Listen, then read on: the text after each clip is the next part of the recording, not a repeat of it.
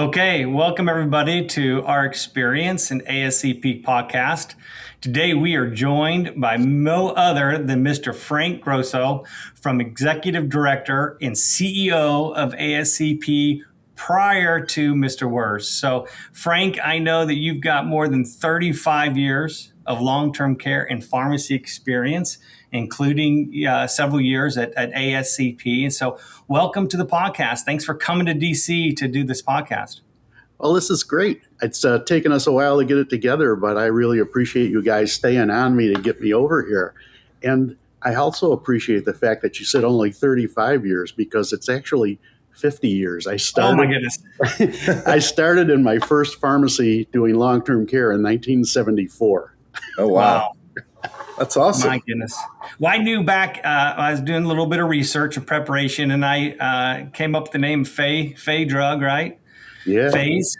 And that looked to be around 1980. So I didn't get any history before that. But man, you know, this is what this is about. This is about the legacy, your legacy in long-term care, both from the facility side and the pharmacy side. So, you know, we want to take some time and just kind of, you know, understand that background, go through that history, tell us all the good and bad stories, and let's just have some fun today. Yeah. There's a lot of stories. I'm sure. Well, so we usually have everybody do what we call your pharmacist origin story. It sounds like superhero origin story, but how did Frank Grosso get to be a pharmacist and on this path? It was purely chance. I used to pick up my grandfather's prescriptions when I was growing up in Syracuse, New York, 17 years old, 18 years old. In my senior year of high school, and I'm picking up the prescriptions at the local pharmacy, and the pharmacist was a young grad. He'd been out only like 2 years, and he was the pharmacist there, and we got talking, and he says, "So, you know, what are you going to do? You're graduating." I said, "I haven't a clue." I said, "You know, I just don't know what I want to do." And he says, "What do you like?" I said, "I like science and math." He said, "The rest of the stuff I'm really not that good at." And he said, "You ever think about pharmacy?" And the guy, Gary Hildreth, he took the time, brought me to Albany College of Pharmacy at an open house day, introduced me to people. And in March of my senior year, I applied and got accepted. And that's how I got into pharmacy. That's awesome. Nice. Another pharmacist helped me get in. Yeah. So Fay's drug was your first experience in long-term care? No, actually. When I graduated in 74, my internship was at a little independent pharmacy in Syracuse, New York called Miller's Pharmacy. And he did 2 nursing homes, 2 80-bed nursing homes.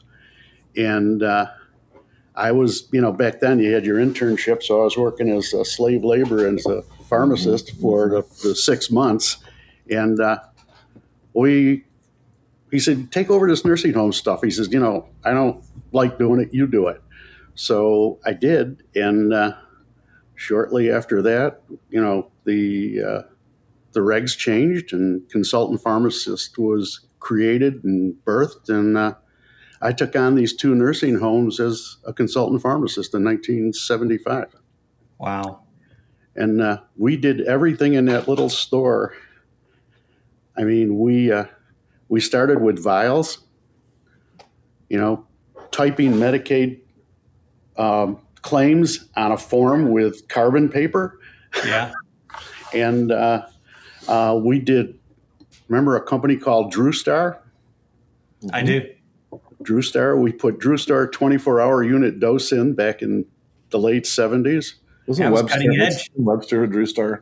I think he was, yeah. And then there was Artromic. Then we switched to Artromic. I went through all those stages, and then stayed there until 1980. And then I went to work for another chain drug organization in Syracuse, Carl's Drug. Stayed there for a couple of years. They didn't do long-term care, but I stayed doing the consulting. I kept the consulting gig. And Phase 1980. They had purchased a pharmacy called Key Drugs in Rochester, New York. And they had a bunch of nursing homes And the way we used to run them in the back, everybody had a combo shop. Yeah. It was run out of the back of the pharmacy. And they bought it, and they paid good money for all those nursing homes beds they had in Rochester and Western New York. And they were losing them one by one. And the director of pharmacy, we were at a meeting, and he said, "You know anything about nursing home stuff?" I said, "Yeah." He said, "You want a job? You want to come back to work?" Because my wife, Mary Lee, is a pharmacist, and she was working for Phase. So she was about to have her first child, David, and she was leaving the position. So I got her position and also the nursing home business to try to figure out. And I stayed with Phase until 11 years, till 1991. And so we really have your wife to thank for laying the foundation for you to come in. She got all the problems fixed.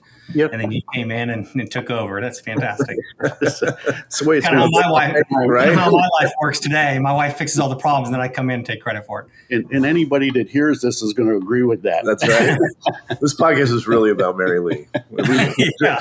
But we couldn't get her today, so we're I stuck. wouldn't have survived without her. It's a fact. That's right. So, I hear you. yeah. So that was. So tell me how consultant pharmacy changed from Fay Drug 1980 to today. Ooh, that's a good question. Wow. Well, in the 1980s, I was kind of an outlier there because Fay Drug was a chain drug organization. We ran 130 stores, and the long-term care business was all independent operators. So I was like, I wasn't altogether welcomed initially because I was the chain guy, Right. trying to put all those independents out of business. And but the consulting at the time was all done by the pharmacist who worked in the pharmacy. It was all done in-house. And at Phase, I had a combination.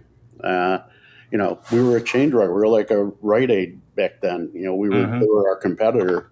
And so everything I was doing when I brought this acquisition into the company was foreign to them.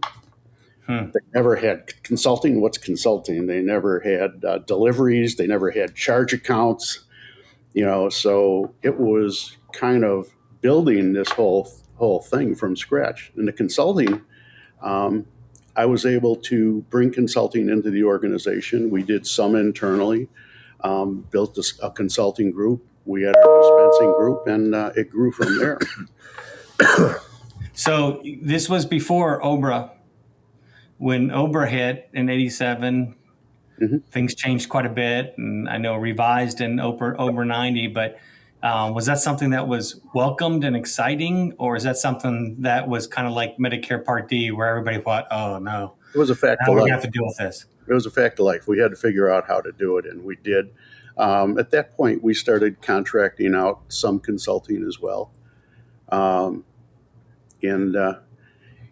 it was. I have to step back a little bit. I mean, I was all alone out there back in 1975 trying to do this. Didn't know anything about any organizations. 1980, we were switching everything. The company that I went to with Phase, they were using blister cards. And we had just started switching to blister cards at Miller's Pharmacy.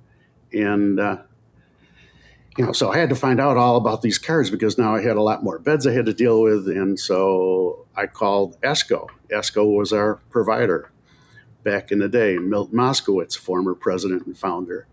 And I got to talk to Milton. And came down to Baltimore and met Milton and met Mary Ann Miller there and began to learn about long-term care. And they introduced me to ASCP. And that's how I really... From that point on, ASCP was my go-to. I mean, all those founders in there were my mentors. Herb Langsam, Arnie Kammeyer, Bob Miller. All those guys were my contemporaries back then. We competed in New York State, but they were all, it was all together. So that's how we got it moving. I became a member in 1980. And we all worked together. It was unique. I mean, like I say, I'm in a change order industry with no backup at all. And I had this whole network of pharmacists at ASCP that helped me learn the business. Tim Webster was instrumental. Yeah, I think long-term care is pretty unique in that way, where even though we compete, we still come together and help each other for the betterment of the industry, for the betterment of seniors. And I don't know of many other industries that do that, even in pharmacy. No, and you were pioneering. Like, I think that's the thing that might get lost on people in today's, consulting and long-term care pharmacy, is what is it like when you're faced with, okay, you got to figure this out. Like, it wasn't, and there wasn't anybody to follow. There wasn't anybody. But you have to figure this out. Here's the rule. And then to your point, the fact that there was a place where you could talk to other people that are also trying to figure it out. And that was big. It was, it's still a closed group, a very close group of people. But back then, I mean, my two biggest competitors were Bob Miller and Howard Slater. They were both mentors. So when I had a problem in Syracuse, I might have been trying to take a home away from Howard, but I'd call him first and tell him, you got problems here. I might take this home, or he would do the same for me. Yeah. And then we'd figure out, okay, in the state of New York, we got a problem with Medicaid, or we've got a problem with the Board of Pharmacy because they didn't like blister cards at the time. So, all of a sudden, all of us were at the Board of Pharmacy, and the organizing entity was Tim Webster and ASCP. Yeah. That's really, really interesting. Yeah, and I see that collaboration still today. I mean, we've all been in it for a long time, but, that's when we go to ASCP conference or we have regional meetings, even though your competitors in that same room, it's really just about kind of helping, collaborating, and advising and those type of things. So that's awesome that's the way it was so like that back then. But you were really dependent upon it. You couldn't probably survive without them helping. Well, the other thing too was many of the independents all had the same pharmacy operating system, Rescott. And before that, I mean, it was. I used Rescott. David Scott and I can't remember Reese's first name, Arthur Reese, whatever. But there was Group 13, we used to call it. So within ASCP, there was the users group. Basically, it was all the users of Rescott. We used to all get together at the annual meeting, and they would, help develop the product. So that was. Group 13 ended up being those large pharmacies that the beginning of the 90s were all purchased by Genesis, Omnicare, PharMerica, and that became the large organizations. Those 13 pharmacies were the core of the large nursing home long-term care providers. Yeah, great leeway. So NeighborCare. 1991, you started as a senior VP over at NeighborCare, and I'm assuming that was an acquisition of Phase, or how did that happen? Well, it was interesting. Networking through ASCP, ASCO was a pharmacy and accredited surgical company, so they sold medical supplies, surgicals, and then the automated systems was the ASCO, Automated Systems Company, was the technology. Well, they were all being approached by the nursing homes, which at the time, we had all these independents. Not only were the long-term care pharmacies trying to aggregate them into larger organizations, we had nursing home operators who realized, we can make a business out of ancillary services and services our own buildings. And so VitalLink came around, ManorCare bought VitalLink, and Genesis Healthcare at the time was looking to add pharmacy to their business. But at that time, we had, I think, 22 nursing homes was all we had, and they were trying to add pharmacies, and they acquired ASCO. And again, my relationship with Marianne Miller, who ran Automated Systems, and Milt Moskowitz, we had been talking about me going to work for them and actually doing an ESOP and buying it and just, buying this partner out. Instead, Genesis bought them, and then Genesis approached me to come down and be the lead person for their pharmacy organization. So I took over the 4 pharmacies that were there, and that was my transition from phase where I had 56 pharmacies running long-term care out of the back room. Yeah. All over the state. And then, so everything was consolidating. Nursing homes were gaining more of the business. So I migrated from the backdoor pharmacy to the long-term care side of the business, which again was very different. Yeah. I mean, I remember going to a strategy meeting with the group. I think it was in Phoenix, and Tim Webster was running it. And, there was all these independent guys and me. I didn't own a pharmacy, but, they brought me in and included me in that group. And then it was the same thing that happened years later back in the 90s when, now we had all these long-term care pharmacies that were acquired by nursing home operators. And I think it was Tony Hughes, used to be with Vitalink, and I became friends. We shared, dilemmas in the nursing home side of the business and how they all hated us because they couldn't go to another pharmacy. Mm-hmm. But we formed a segment within ASCP for long-term care pharmacists who were employed by nursing home operators. Yeah, I remember that. Then we brought in Joe Merrick came into that. Mm-hmm. I can't remember all of them, but we had that segment. So again, there was another change. Yeah. And, as you go over the years, we go from the little pharmacy in the corner doing the business, a couple of nursing homes here and there, to larger pharmacies, long-term care, but still independently owned. Chain Drug getting into it. Rite Aid was into it back then as well. They tried to make it go. We were competing with them. That was Vince DeGrava. Mm-hmm. Was my competitor there. And then from there, the nursing homes got the business, and now here we are. Yeah. And then around the early 2000s, I think that's when Omnicare purchased Neighbor Care. And but you stayed on the Genesis side. You went to stay with the Genesis. So, Am I remembering that right?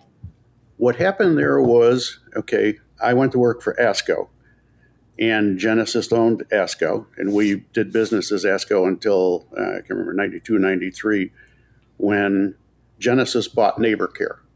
Okay. Neighbor Care, the Baltimore-based company running professional pharmacies, basically medicine shop type pharmacies. And they had long-term care, which was Doc Handelman, Mayor Handelman's business. Oh, yeah. And we merged those. Spent some time with Mayor, yeah. Yeah, we merged those together. And we had ASCO as a name, and we had Neighbor Care branded, which, Michael Bronfine was really big into branding. If those of you who remember him, man, he had everything down. So we looked at it and said, do we stick with the name ASCO and try to market this nationally, or do we take what Michael and Neighbor Care had already done? And so we rebranded. It became Neighbor Care, and then Neighbor Care Long-Term Care. Yeah. From there, then. And you guys stretched. Neighbor Care did really well, very dominant on the East Coast and the West Coast. I know Omnicare was probably more the preference in the center, in the Midwest, but you guys were the pharmacy of choice in the coasts. It was, I think, until the Vitalink acquisition, we were predominantly Mid-Atlantic North, and then we picked up the South, and then we purchased Sun, and Vitalink was in there, and it was 10 years of nothing but acquisitions when I was with Genesis. It was a constant. It was a fun time. I mean, you merged a lot of companies. You found out all of the things that your competitor did, and what they did better than you, and what you did better than them, and you worked together to come up with a better organization, and that worked until, the the industry went south after prospective pay. Prospective pay sunk pretty much everything. Those couple of years there, bankruptcies and so forth. Always reimbursement. Yep. Always comes back to reimbursement. I think it's interesting. It's interesting to hear these nexus points of. I mean, I obviously grew up in Cincinnati, and Cincinnati was kind of a nexus point for long-term care pharmacy, but clearly, upstate New York, would you call it? Mm-hmm. Big nexus point. Baltimore, big nexus point. It's interesting to see how everything kind of formed. It was pretty much the New England area because you had PharMerica, you had Rick Berman up there, you had Elliot Tertis, we had Faze, we had Howard Slater, we had Bob Miller. That was all in the Northeast. I mean, these are big dudes in the industry. Yeah, we were all up there. And then you had Mayor Handelman and the Rombros here in the Baltimore area. So there was a lot in those areas that really pushed things forward. Yeah. So let me shift gears, and because you had this unbelievable experience and career, you worked for Genesis, you were around Omnicare. Mm-hmm. What is your perspective of? Let's go back and say, what's your perspective of CVS buying Omnicare? Omnicare, now having gone through a bankruptcy and a purchase, mm-hmm. Genesis going through whatever they've gone through recently. Like, give us a little perspective on all that, because these are big people in the industry. I mean, Omnicare was king, and Genesis was king. Yeah. It was basically Omnicare, PharMerica, and NeighborCare. Mm-hmm. We pretty much were the country at one point in time. When CVS bought Omnicare, that's when I was here at ASCP. And so that was the big stir. And so what are we going to, what's going to happen? What's going to go on? I mean, I immediately looked at it and said, this is going to be a nightmare, because it was exactly what I ended up with Faze. You have something that they acquired.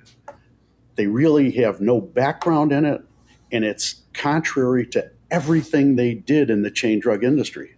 Yeah. The productivity models, everything. So they actually had, they called me here. They told us about the acquisition. Then we had someone from CVS come here and meet with some people from our board, the staff, and talk about, they're going to try to keep everything going. They're going to stay committed to the organization, but they had no concept of the level of service that had to be provided. And, consequently, they tried to put the chain drug model into CVS, and it fell apart. You can't do both. You have to you can't run a BJ's and Tiffany's under the same roof. That's a good analogy. Yeah. Yeah. Mm-hmm. Yeah, it's interesting. I think it's, I don't know, like you assume giant corporate company knows what they're doing. But it was clear at the beginning that very clear. They weren't sure what they had bought, and they had this hubris about, we're good at community pharmacy, so we're gonna be able to do this, and they got rid of all their talent. Yeah. That was probably the thing that was most frustrating. There was a lot of tenured regional VPs for Omnicare when that acquisition happened, and I understand that the C-suite's one thing. You're probably going to, move away from the CEO and COO and things like that. But the real difference between success and failure was, these people that had sold their pharmacies to Omnicare became regional vice presidents, knew the industry like the back of their hand, and was the face of that region. All of a sudden now was told, we don't need you anymore. And I think that was the beginning of the end for that. So that situation. Omnicare was they were the innovator when it came to the business back then. Mm-hmm. Yeah. They were the the first long-term care pharmacy that I can ever recall that wrote a contract that didn't have a 30-day out. Mm-hmm. Pat Keefe was the designer of that, if you remember Pat Keefe. Mm-hmm. Yeah. They were the first, and that was right around the time of prospective payment hitting, because they deep discounted the risk to the nursing center in return for long-term contracts that were virtually unbreakable. Yeah. And so that changed how the industry operated, the relationship between pharmacists in long-term care as the independent and the nursing home, and the way that relationship began to change. So it was Omnicare that initiated that. All right. Okay, so the Omnicare piece is it's new, recent, and I'm really not up to speed on that, but I got to believe that what they bought was a lot of pretty decent technology and an opportunity to really become a leader if they choose to really go back to the service level that's needed in the nursing centers. Yeah. It feels like a rebirth, Yeah. maybe. So We'll see if that rebirth comes with taking advantage of, like you were saying, the strength that Omnicare brought, or is it more of a nursing home play to extract dollars out of it, like take advantage of what I would say is the weakness of long-term care, which is when everything is mediated by lowest possible price to the nursing home. Right. So Frank, let me take a step back. You had very unique opportunity because you were, again, long-term care pharmacy. But then when Omnicare, I believe, acquired NeighborCare, instead of staying with the NeighborCare, Omnicare side, you stayed with Genesis. Am I remembering that correctly? I'm sorry, I didn't catch Genesis. You stayed with Genesis? I stayed with Genesis during the repackaging of NeighborCare to be sold, but I left about 6 months or almost a year before it was sold. Okay. I was able to leverage a phenomenal contract that I had and took a year sabbatical. And, fantastic. Yeah. At the end of that year, Genesis had sold NeighborCare to Omnicare, and that changed my career again, because once my non-compete was up with Omnicare, the CEO of Genesis called and said, they're really screwing things up, and you were the only one left that knew pharmacy. Do you want to come back? Yeah. And so my non-compete was up, so I ended up going back to Genesis and working directly for Mike Wrights, the COO, and to do nothing but manage the pharmacy relationship with Omnicare.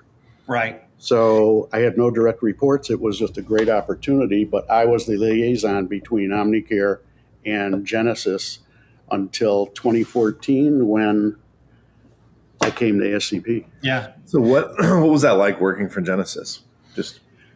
It was probably an education I didn't expect. I thought I really understood long-term care pharmacy, all the business that I had done all those years, but I never sat on the other side of the table with the customer and actually reviewed the financials every month. Yeah. So, all of a sudden, I'm responsible for a line item in a, $1 billion budget. That is, one of the next to payroll, one of the largest expenses. So it was very interesting to get their perspective and understand. I think I did a bunch of presentations years ago on understanding a per diem. Well, what does a per diem mean to a nursing home? Right. And the financial value of a Medicare patient back in the day. A Medicare patient, the first thing the nursing homes would always complain about is, you're too expensive. You're too expensive. I got these patients. Look at how much this patient cost. But I didn't realize that was also their largest revenue patient. So yeah, they paid, but they were comparing Medicaid, where everything was billed to a third party. They paid 50 cents per patient day for a medication coverage for Medicaid patients and $60 a day for a nursing home Medicare, because they bear the full brunt of the Medicaid expense. So that gave me that whole insight in the time I was there, and the impact of labor, and what's the impact of increasing my census by a half a day. My average daily census by a half a day to a nursing home is huge. That's interesting. Yeah. And it was very different, than how we looked at it. We looked at scripts per patient day. They could care less. Right. Yeah, no, it was significant. I had working for Pruitt Health, I had a very similar experience. My whole life I worked for long-term care pharmacy, and I went to Pruitt Health, and all of a sudden now I'm looking at pharmacy from an administrator's point of view, from a DON's point of view. My boss owned a nursing home chain, and it just changed the way I approached pharmacy. And I'm sure it did the same thing for you, and realized that, hey, things that are important to us as pharmacies might not be important, but things that we don't even think about are very important to that skilled home, to that assisted living home. And so it was very beneficial to me in my career to understand it from the customer's perspective. And I'd like for all long-term care pharmacies to have that experience, to really understand. It sounds like what a customer needs. At an annual meeting right there. Frank will moderate. Yeah, I'd be glad to. I'd be glad to. It was, it did help me a lot when I came to ASCP to really have both sides of the business and the experience. But it's really, it's just basic business. Know your customer. Mm-hmm. Whether you're a consultant today, yesterday, or whatever, it's know your customer. The best way you can be of value to your customer is understand their business and what makes them profitable. Because if you can't make them profitable, you're going to be gone. Right. And I think that's lost a lot in education and experience. Would you say that's what separates a great long-term care pharmacy from a standard long-term care pharmacy? Or maybe there's other dynamics, but is that one of the main ways that they can separate or differentiate themselves? Absolutely. I mean, I think of guys like Phil Fogg. Mm-hmm. I used to sit in meetings at AHCA with Phil, and we would talk about this stuff. But he had Consonas. He did the pharmacy. He understood the value, and he leveraged it. Genesis did that in the early days. Mm-hmm. We leveraged the pharmacy. We were doing discharge to home medication management back in the 90s. I didn't do that. That was Mary Lee's project. But, that was a Genesis for a full life, elder care, where we were doing discharge planning back in the 90s. So it's all about understanding that business and the patient and doing what's best for the patient to get them at the highest level of care. Activity, not care. Yeah. Great statement. Awesome. So you have an opportunity to take the reins at ASCP. I remember those days well. I'm sure you have some fond memories from those days. Let's talk about that a little bit. You preceded Chad just like your wife did for you. You fixed everything, laid the groundwork. So Chad had an easy job. That's right. Tell us about your big wins that you guys had during your tenure there at ASCP. The big win when I got here was convincing the board that we had to replace the learning system because it was crashing. And we had a lot of challenges. I don't need to go into it. People around know the challenges with the previous management, but it was an eye-opener, and it gave me an unbelievable appreciation for Tim Webster, who I always admired and was a friend. But having come in here and walked in his shoes, he went way up there in my book. It was a time of trying to rebrand ASCP, trying to get back out there with legislation and so forth. And, the board came together. We made the decision to implement the new learning system, which I think you still have. Mm-hmm. And that began to put us all back together and have the membership feel comfortable with the learning system and then begin to grow. But it was, for me personally, having spent all the years in the long-term care industry, I loved all the things I did. But this job was the most rewarding professionally.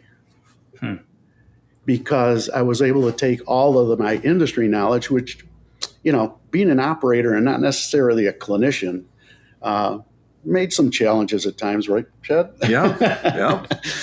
And but I got to reacquaint myself with so many of the people that I had hired and brought along the way in the industry. It was almost like being a teacher going to a retirement party. I got to see the students and what they had grown and become. A lot of people who became successful in the industry, I hired them as interns. Wow. And ASCP gave me that opportunity to reconnect with them and, just help the organization get back on its feet. And they have the honor to be able to give it to Chad, and I think a little better shape than I got it. And without question.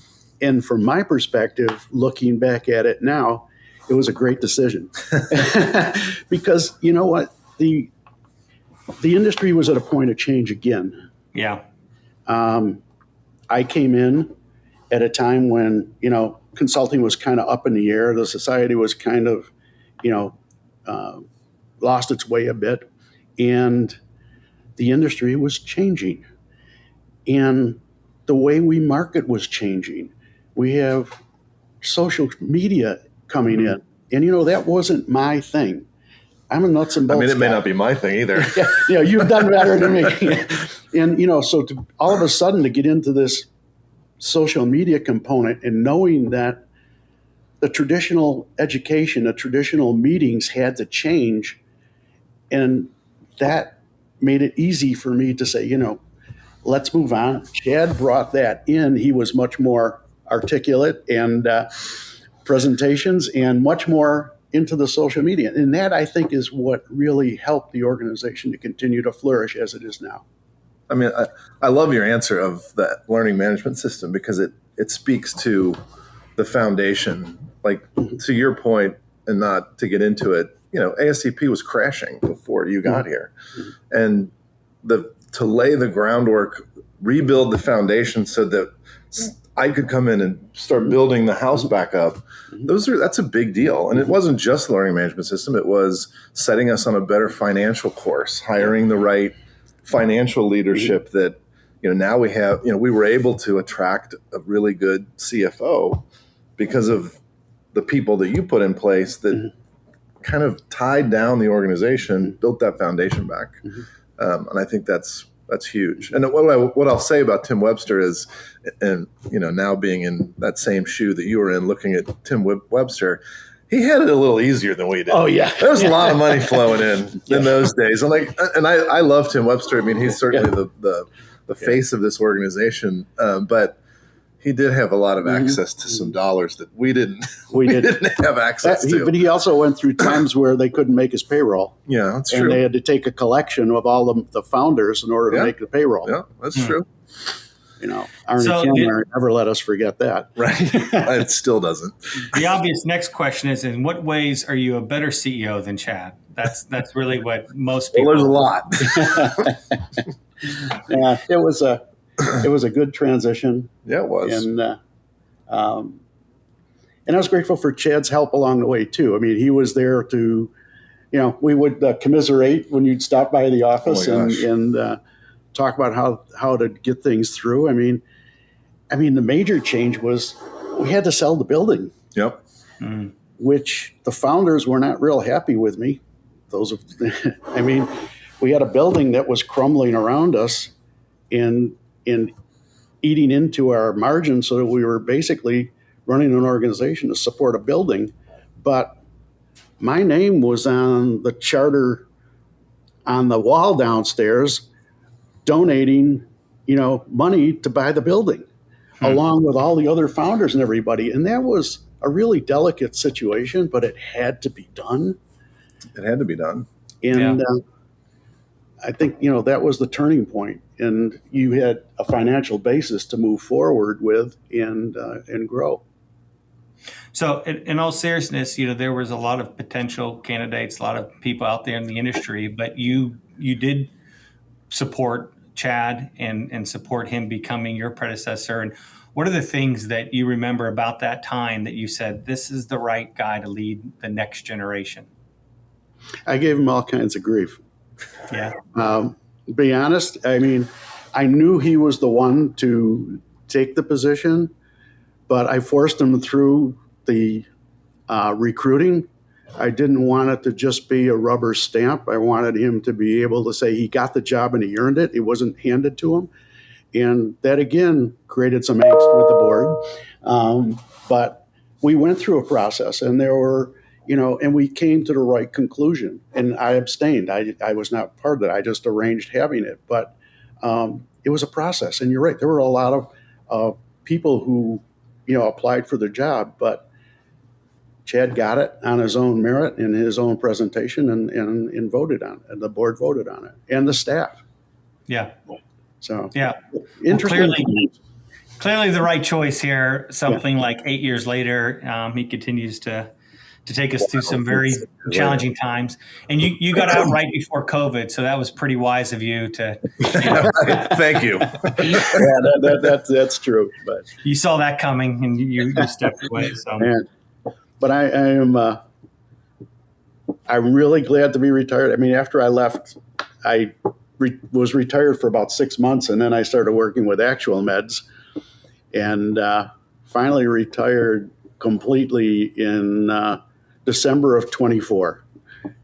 And enjoyed working with Actual Meds, another great company that has a great product, and so that was the technology side and doing business development there. But retirement is really good. Thought I'd be bored, but I'm not. No. All right. So I'm talking to 25-year-old Frank with all your knowledge, all your wisdom now. What would you advise him to do? What would you advise that younger generation that's just graduating from pharmacy school, knowing everything you know, saying, okay, here's what the next 30, 40 years is going to look like. I advise you to take the path less traveled. I mean, I was an outcast basically in the retail industry and in the chain drug industry because all I did was take care of dead people. I can't tell you how many times people told me to get out of the business. You're crazy. What are you doing there? But I liked it. I saw what it did for people and what it did for the profession, and stick with it. And I think there's opportunities today too.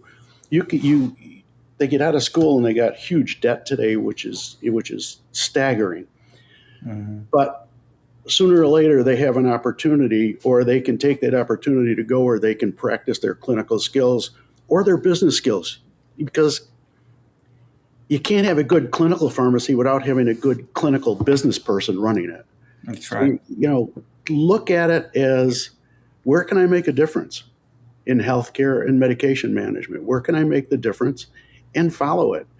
And every government change is just another opportunity to expand your business. You just got to figure it out. Yeah. That was Herb Langsam in a nutshell. Every time there was a regulation change, we'd hear from Herb. Did you know that you can do this now?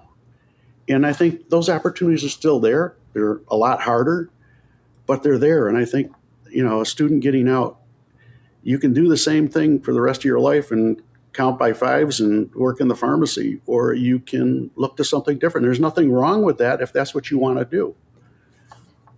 So. Good stuff. Well, this has been great, Frank. I really appreciate you coming in and spend some time with us. Well, I appreciate you asking me to come in, that I can contribute a little bit to help the organization. Well, you got to in person. It's good to have people in the studio. So. We need to come in every once in a while and set Chad straight. Get him back. That's right. I need a tune-up every once in a while. Every once in a while, when I drive on my way back north, I try to stop and buy him a drink on the way up. There you go. Well, hopefully you'll be coming to our annual meetings in DC in October. I think I will be. Your family's around here, so we did that on purpose to keep you coming back in this area. And it's on my way down there, so I think that's a possibility. Yeah. So our annual meeting is end of October, October 29th through November 1st. It's here in National Harbor. The theme is America 250. I've been trying to wear America shirts. This is also a soccer shirt. And I don't know where, when this airs, I don't know where the World Cup team will be for USA, but they've started strong. Yeah. Yes. But, becoming an age-friendly tomorrow is the theme. And it really is all about looking at our history, not only as America, but as pharmacy and particularly our history taking care of older adults. And there's so much to learn about that to help propel us forward. So, we'd be thrilled to have you there, and maybe we will do that panel. I like the idea of that panel. Yeah, I mean, I was a special out. for me, so yeah.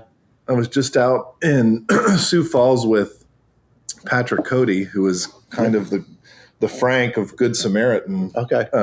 In that role. Sanford Health now, I think, that owns them, but he's the liaison to pharmacy. So he might be a good panelist. And we're talking to Phil Fogg on the podcast coming up soon too. Yep. So Next week. Yep. Yeah. Got the A-team getting ready. Well, Frank, thank you. I mean, careers like yours deserve to be remembered, deserve to be praised. And, I just want to thank you for all you've done for the industry. Certainly you've been a mentor to many, and we're better off in long-term care because of you and because of what the legacy you've left. So thank you so much. We thank you. The members thank you. ASCP thanks you. Thank you. I appreciate it. It was definitely, like I say, the high point of my career. So thanks, guys. Well, fantastic. Right. Well, thank you for joining our experience, and we'll see you next time.